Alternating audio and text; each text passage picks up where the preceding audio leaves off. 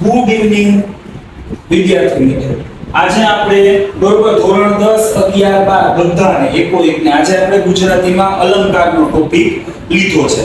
બરાબર છે. અલંકારના ટોપિકમાં સૌથી પહેલા લીધેલું છે ઉપમા અલંકાર.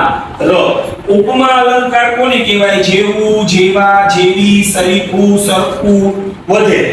વસ્તુ કે વ્યક્તિને કોઈ પણ ખાસ ગુણ બાબત અંગે બીજી વસ્તુ કે વ્યક્તિ સાથે સરખામણી, બે વસ્તુની સરખામણી કરવાની છે.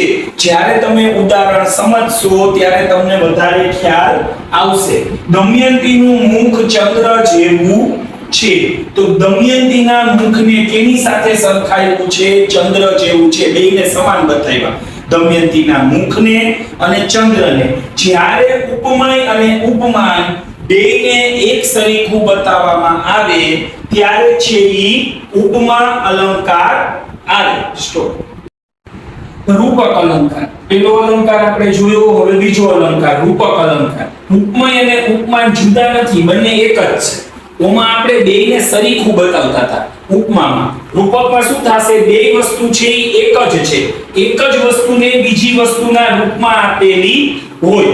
પ્રેમ પંથ પાવકની જ્વાલા, એમની આંખોમાં લાગણીની ભીનાશ હતી. તો જો એમની આંખોમાં લાગણીની ભીનાશ હતી, તો લાગણી ને ભીનાશ ને બધું એક જ ભેગું આવ્યું છે. બેયને એક જ સરખું બતાવેલું હોય, એક જ રૂપમાં આપેલું હોય કે એક વસ્તુને બીજી વસ્તુના રૂપમાં જ આપી દીધું છે. બરાબર?